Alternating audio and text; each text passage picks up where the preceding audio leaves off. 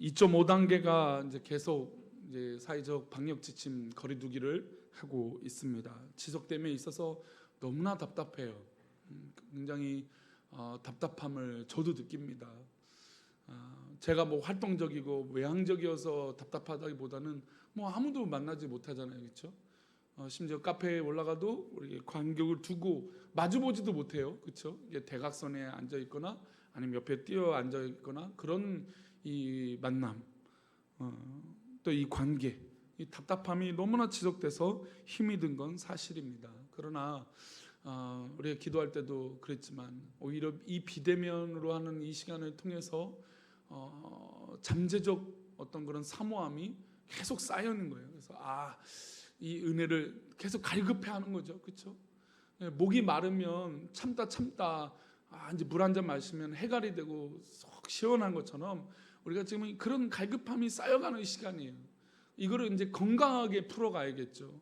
그래서 낙심하거나 우울감에 빠지거나 포기하거나 이런 이 어려움 가운데 부정적인 것에 우리 성도들의 믿음이 방향이 잡히지 마시고 오히려 이 단계 때 오히려 하나님 앞에 바르게 서고자 하는 이 발부둥 치는 은혜가, 그래서 이 갈급함의 은혜가, 그래서 하나님 주신 은혜로 우리 하루하루를 그렇게 지혜롭게 사시기를 축복합니다.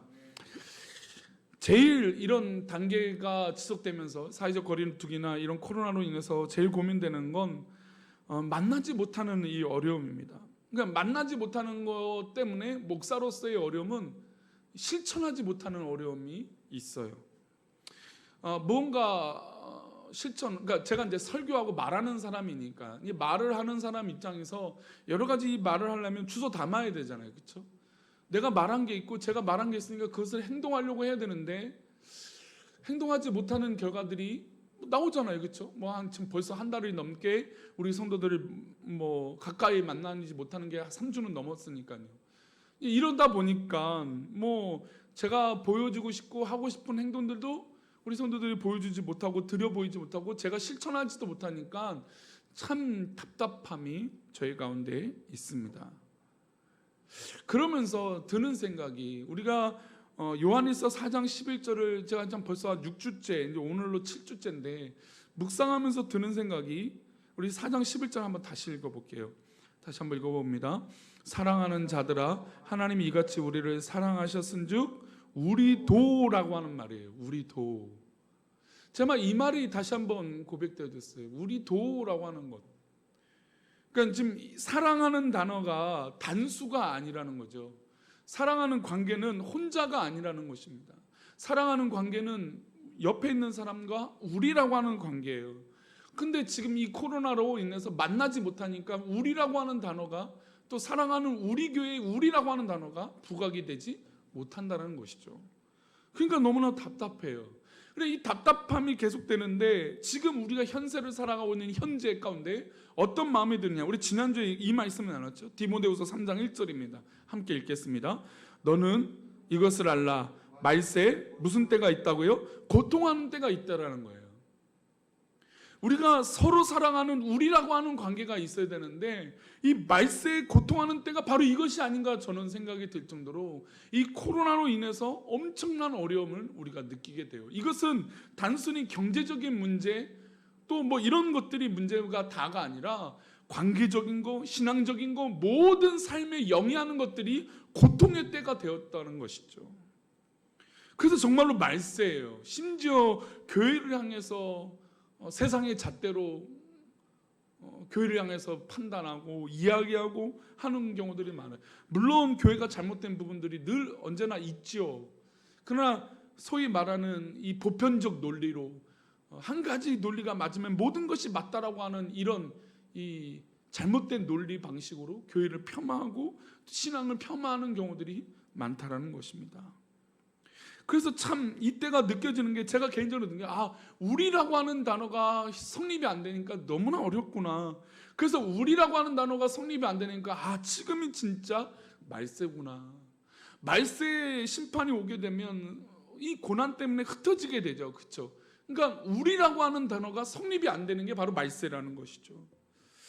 그래서 이 말세라고 하는 징조, 이 어려움의 말세라고 하는 상황, 이때도 우리가 서로 사랑해야 되는데 현재나 아니면 미래적인 모습 아니면 신약의 모습을 찾아보려다가 과거의 모습, 그러니까 이 구약에 있던 일과 또 예수님 오실 때와 또 예수님 오신 이후에 지금의 삶을 살아가고 있는 이때에 분명히 서로 사랑하는 이런 모습들이 있을 텐데, 저는 예수님 오신 때와 미래적인 지금의 때를 말씀드리고 싶기보다는 그러니까 과거에도 이런 서로 사랑함이 있었기 때문에 그 모든 말세의 어려움들을, 고통의 때를 이겼다라는 것이죠. 그게 바로 사랑하는 힘이다.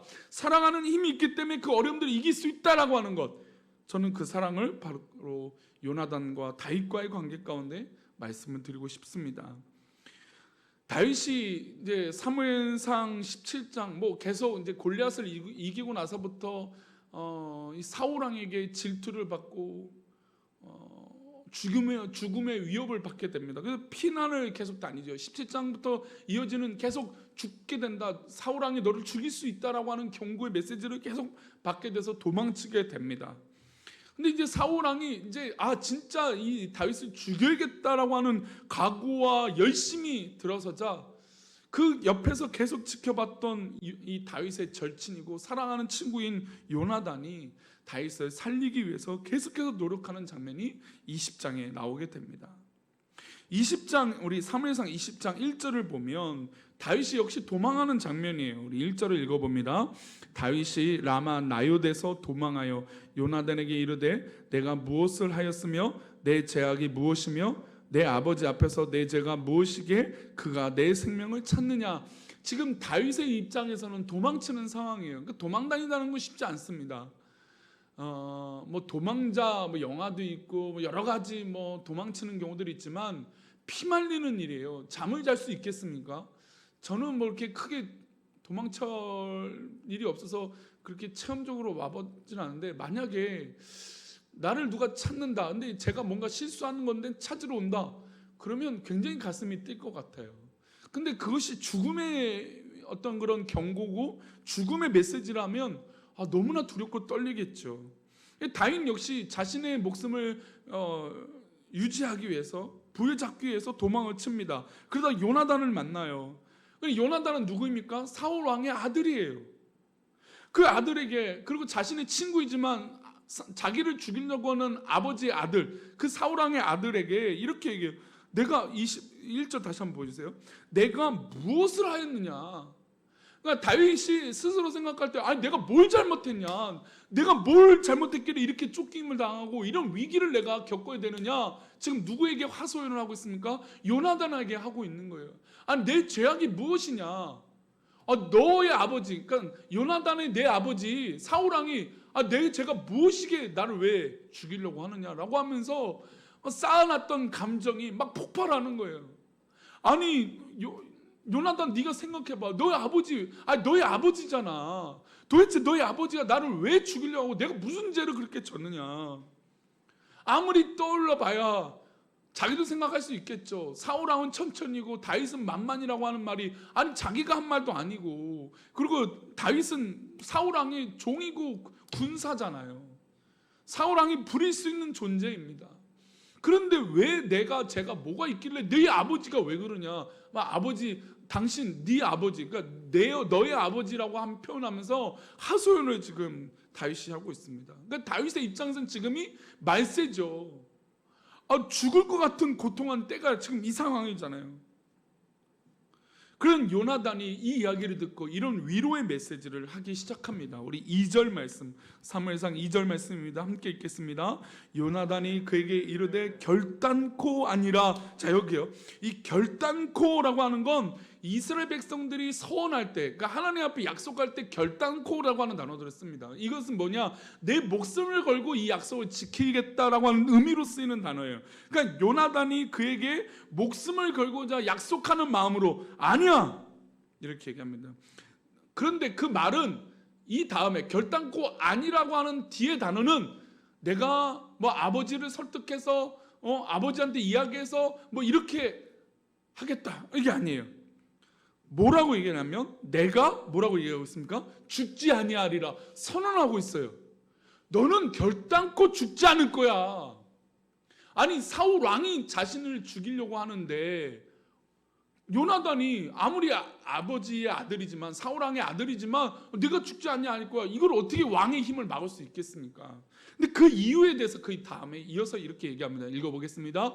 내 아버지께서, 사울왕이죠, 내 아버지께서 크고 작은 일을 내게 알리지 아니하고는 행하지 아니하나니. 자, 여기서 중요한 힌트가 있어요. 요나단의 위치예요.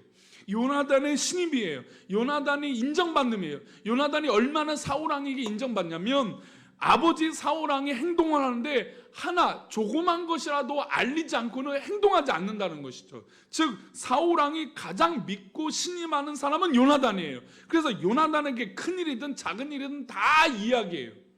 그런 사람이 요나단이에요. 그러면 역으로 지금 요나단의 입장에서 내 앞에 있는 사람이 누구입니까? 다윗이에요. 이 다윗을 제거해보면, 소위 말하는 정치적 입장에선 정적이죠. 이 정적을 제거해버리면 요나단은 어떤 걸까요? 탄탄대로죠. 왜냐하면 사울왕이 자기에게 모든 일을 알리고 맡겼어요. 그래서 그 다음에 또 읽어보면, 내 아버지께서 어찌하여 이 일을 내게 숨기는 일이 하나도 없기 때문에 내가 너를 살릴 수 있도록 길을 열어주겠다라는 겁니다. 근데 이 선택은 다윗이 요구했거나 다윗의 어떤 기도의 제목이나 다윗이 어떤 알고 있어서 요나단에게 이렇게 얘기한 것이 아니에요.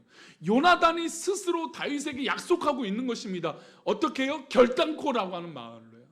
결단코는 제가 설명드린 대로 자신의 목숨을 걸고 약속하겠다는 겁니다. 즉 자신이 성공의 가도를 달릴 수 있고, 자신이 많은 것들을 다 누릴 수 있고, 이 위대한 나라, 이제 그 당시는 사울왕, 다윗왕, 솔로몬 이어지는 이 왕국의 시대는 얼마나 이스라엘이 찬란했던 시기입니까? 그렇죠? 그 사울왕, 물론 뭐 그 다음에는 이 요나단이 알 수 없는 세계가 열리고 있는 거겠지만, 그럼에도 불구하고 사울왕을 볼 때 이스라엘 정말 대단하다. 우리 하나님께서 사랑하시는 이 나라, 이 민족, 거대한 나라가 되어가고 있는, 물론 땅으로 보면 작은 나라지만 볼 때 힘이 막 생기고 있는 그런 나라예요. 성장 가능성이 무궁무진한 그런 나라, 가능성이 넘치는 나라, 그 나라에 자기가 2인자, 어떻게 보면 아버지는 꼭두각시처럼 되어 있을 수도 있어요. 왜요? 자신에게 크고 작은 일을 알리지 않고서는 행동하지 않기 때문이에요. 그런 신임을 받고 있는 요나단이에요. 요나단. 그런데 요나단의 판단이 결단코 네가 죽지 않을 거다 라고 선언하고 있어요. 이 얘기는 뭐냐? 요나단이 스스로 가지고 있고 요나단이 가지고 있는 모든 누릴 수 있는 기득권들을 다 내려놓았다는 겁니다. 누구에게요? 친구 다윗에게, 사랑하는 다윗에게, 정말 믿음 안에서 형제요 사랑하는 다윗에게 자기의 모든 것을 내려놓았다는 것이에요. 심지어 아버지 일조차도 내가 너한테 다 알려줄 테니 너는 절대 죽지 않을 거야 라고 하는 이 말로 사랑을 표현하고 있고 확신지켜 주고 있는 것입니다. 저는 이것이 바로 서로 사랑이라는 거예요. 물론 다윗이 나중에 또 이후에 이 요나단의 사랑에 대해서 요나단이 죽고 나서도 그 가문을 사랑하는 마음, 그 애틋한 마음이 계속되어짐을 볼 수 있어요. 그러니까 이 서로 사랑함이 그냥 단순하게 있는 것이 아니라는 것입니다. 위기에 힘을 주는 사람이 있어요. 우리 성도들 가운데도 위기를 각자 살다 보면 참 어려움을 겪게 되고 힘든 일을 겪게 될 때가 분명히 있어요. 그 어려움 가운데 위로가 되는 사람이 있습니다. 저는 사랑하는 우리 교회 성도들이 서로에게 그런 힘이 되는 관계가 되었으면 좋겠습니다. 힘이 되어주는 사람. 지금 요나단은 다윗에게 자신이 갖고 있는 모든 권력과 기득권과 힘을 이용해서 누구를 살려주겠다는 것일까요? 다윗을 살려주겠다는 겁니다. 그 권력을, 그 기득권을 자신이 누리고 자신의 것으로 만들 수도 있음에도 불구하고 요나단은 포기해버린 거예요. 그리고 친구 다윗을 위해서 옳은 길을 걸어가는 것이죠. 그래서 그 이야기를 들은 다윗이 이렇게 얘기합니다. 우리 사무엘상 20장 3절 말씀입니다. 함께 읽겠습니다. 다윗이 또 맹세하여 이르되 내가 내게 은혜 받을 줄을 내 아버지께서 밝히 알고 스스로 이르기를 요나단이 슬퍼할까 두려운즉 그에게 이것을 알리지 아니하리라 함이니라. 그러나 진실로 여호와의 살아계심과 내 생명을 두고 맹세하노니 나와 죽음의 사이는 한 걸음뿐이니라. 사실 요나단이 만약에 다윗의 행보를 사울 왕이 알려주지 않을 것 같다고 하는 불안감도 다윗에게 있었어요. 그러나 왜냐하면 지금 요나단이 너무 막 완벽하게 얘기하잖아요. 야, 넌 절대 죽지 않을 거야. 내가 너에게 모든 길을 아버지께서 나에게 말하기 때문에, 나에게 그런 위치가 있기 때문에 이 위치를 향해서 너한테 다 해결해 줄 거야. 근데 다윗의 현실감은 그 위치가 있어도 사울 왕이 요나단에게 이야기하지 않을 수도 있다라는 것을, 그 불안감을 얘기하고 있어요. 그러면 여기에서 누구를 의심할 수 있을까요? 요나단도 의심할 수 있는 관계예요. 아니, 자기가 죽을 수 있는 상황인데 뭘 믿겠습니까? 그렇죠? 아무리 친하고 사랑하는 요나단이지만, 아무리 그렇게 권력과 모든 권한을 받은 요나단이지만 믿을 수 없을 수도 있죠. 왜냐하면 사울 왕이 말을 하지 않을 수도 있고 요나단이 숨길 수도 있잖아요. 요나단이 아무리 내가 너를 사랑하고 내가 너를 믿어 라고 해도 이게 손뼉이 안 맞으면, 다윗이 믿어주지 않으면 이 사랑은 성립이 되지 아니하는 거예요. 다윗은 불안했습니다. 어떤 불안감입니까? 사울 왕이 요나단에게 다 말해주지 않을 수도 있다는 거예요. 게다가 그것이 누구의 문제예요? 내 문제, 다윗의 문제이기 때문이에요. 이러면 이런 심리적인 갈등은 얼마나 심각했을까요? 표면적인 이게 지금 주고받는 2절의 3절의 대화지만 아마 다윗과 요나단은 너무나 많은 심리적 갈등이 있었을 거예요. 요나단 입장에서는 내가 이렇게 말하면 저 다윗이 믿어줄까? 다윗의 입장에서는 저 요나단을 내가 믿을 수 있을까? 아무리 사랑하는 사람이지만 저 아버지가 나를 죽일 수 있는 왕이기 때문에 도무지 믿을 수 없는 그런 상황일 수도 있어요. 그런데 다윗이 마지막에 그러나예요. 그러나 3절, 그런 불안감과 우울함과 어지러움과 괴로움과 속상함이 있지만 3절 마지막 부분, 그러나 이후 다시 한번 읽어보겠습니다. 그러나, 시작. 그러나 진실로 여호와의 살아계심과 내 생명을 두고 맹세하노니 나와의 죽음의 사이는 한 걸음뿐이니라. 이 친구와 나와의 관계, 요나단과 다윗과 요나단의 관계는 한 걸음밖에 차이가 나지 않는 그런 관계라는 거예요. 내가 죽으면 너가 죽는 것이고 너가 죽으면 내가 죽는 것이다라고 하는 이 사랑하는 마음의 손뼉이 맞아진 것이죠. 그리고 누구의 이름으로 맹세합니까? 여호와의 살아계심으로 맹세하는 것이, 이것이 굉장히 중요합니다. 우리가 지금 요한일서 4장 11절에 사랑하는 자들 하나님이 이같이 우리를 사랑하셨은지, 그러니까 이 같은 십자가의 사랑이 우리 가운데 있는 거예요. 저 사람에게만 있는 것이 아니고 누구에게만 있는 것이 아니라 우리 가운데 다 있는 거예요. 그런데 그 우리를 받은, 그 십자가의 사랑을 받은 우리 서로 사랑하는 것이 마땅하다라는 말씀인데, 여기서 요나단에게만, 아니 다윗에게만 있는 사랑이라면 이 사랑은 성립이 되지 않는다는 것입니다. 게다가 말세 때의 고통한 때는 너무나 어려운 이 다윗의 입장에, 이 어려울 때에 사랑하는 것이 쉽지 않아요. 그런데 여호와의 살아계심과 내 생명을 두고 맹세하노니 나와 죽음의 사이는 한 걸음뿐이다 라고 하는 이 관계로 요나단을 믿기 시작하는 것이죠. 그리고 요나단이 다윗에게 다시 한번 위로합니다. 사무엘상 20장 4절입니다. 읽겠습니다. 시작. 요나단이 다윗에게 이르되 내 마음의 소원이 무엇이든지 내가 너를 위하여 그것을 이루리라. 다윗이 너와 나는 죽음이 한 걸음 차이밖에 안 돼. 우리는 이런 하나님의 살아계심이 있는 사람이야 라고는 말을 하자 요나단이 내 마음의 소원이든지 다 이루어질 거야 라고 하는 위로의 메시지를 전하고 있는 거예요. 사랑하는 성도님, 지금은 우리가 코로나로 인해서 정말 어려운 때인 거 맞습니다. 그래서 위로가 필요해요. 서로에게 사랑이 필요해요. 근데 이것은 누구에게만 있어서는 안 됩니다. 우리는 서로 사랑해야 돼요. 사랑하는 교회가 아니라 사랑하는 우리 교회라는 것을 명심해야 되는 것이에요. 사랑하는 우리 교회가 되는 것은 하나님의 사랑이 우리 가운데 있으니까 우리가 사랑하는 관계가 되어줄 줄 믿습니다. 그래서 말세 때 고통한 때는 이 모양이 없다고 했어요. 디모데후서 3장 5절이에요. 디모데후서 3장 5절 말씀이 있습니다. 시작. 경건의 모양은 있으나 경건의 능력은 부인하니 이 같은 자들에서 내가 돌아서라 이거예요. 경건의 모양이 있어요. 사랑하는 척하는 모습은 있어요. 사랑하는 것 같은 말표현이 있어요. 근데 진짜 사랑하지 않는 건 경건의 능력을 부인하는 것이죠. 진짜 사랑하는 손뼉에 맞으면 이 말세의 고통한 때를 이기게 될 줄 믿습니다. 이게 사랑의 힘이에요. 그러나 그 경건의 모양만 있으면 이 말세의 고통은 아마 더 커질 거예요. 다윗과 요나단이 이렇게 만났을 때 서로 신뢰하지 못하고 불안감, 왜냐면 서로 불안하잖아요. 아버지께 사울왕이 요나단을 어떻게 할지도 모르고 또 다윗을 어떻게 할지 모르고, 아니 내 앞에 있는 저 친구가 나를 어떻게 해야 할지도 모르는데, 아니 요나단 입장에서 반대로 또 더 나아가서 상상력을 발휘해보면 다윗이 요나단을 볼모를 잡고 협박을 할 수도 있어요. 극단적으로 가면 그렇다는 거죠. 사람들의 감정은 그렇게 극단적으로 갈 수밖에 없어요. 그런데 이들은 경건의 사랑의 모양만 있던 게 아니라 사랑의 능력을 발휘하기 시작했다는 것이죠. 저는 우리 사랑하는 우리 교회가 사랑의 능력을 발휘하는 교회가 되었으면 좋겠어요.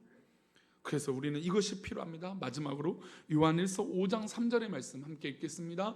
하나님을 사랑하는 것은 이것이니 우리가 그의 계명들을 지키는 것이라.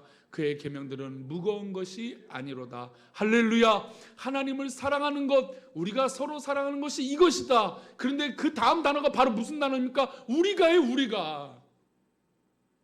여기서 누구, 어떤 사람, 특정 인물 아니라 우리가예요. 우리가 그의 계명들을 지키는 손뼉이 맞는 은혜가 있고 사랑이 있어야 이 계명들을 지키고 이 말세의 고통의 때를 극복해 나갈 수 있는 것입니다. 그러니 이 지금 코로나의 위기 가운데 있는 우리가 정말 사랑하고 위로하고 이 마음을 정말 순수하게 다듬는 시간들이 되었으면 좋겠어요. 사실 사람들과 관계를 오래 맺다 보면 편견이 생길 수밖에 없어요. 아, 저 사람은 원래 저래, 저 사람은 늘 그래, 그런 편견이 있을 수 있습니다. 그런데 우리 사랑하는 우리 교회로 이름이 바뀐 만큼 한번 새 발걸음과 새 힘을 또 새 변화를 가질 수 있도록 힘써봤으면 좋겠습니다. 사랑하는 성도님들, 말씀 맺겠습니다. 우리가 사랑하는 것이 마땅하도다, 우리가 서로 사랑하는 것이 마땅하도다라는 것을 늘 명심하면서 나도 사랑하고 우리도 사랑하고 할 수 있는 그런 은혜가 우리 사랑하는 성도들 삶 가운데 이 코로나 어려움 가운데 있기를 간절히 축복합니다. 이 시간 우리 아까 찬양했던 우리 보좌 앞에 모였네, 함께 우리 서로 사랑하는 그 공동체를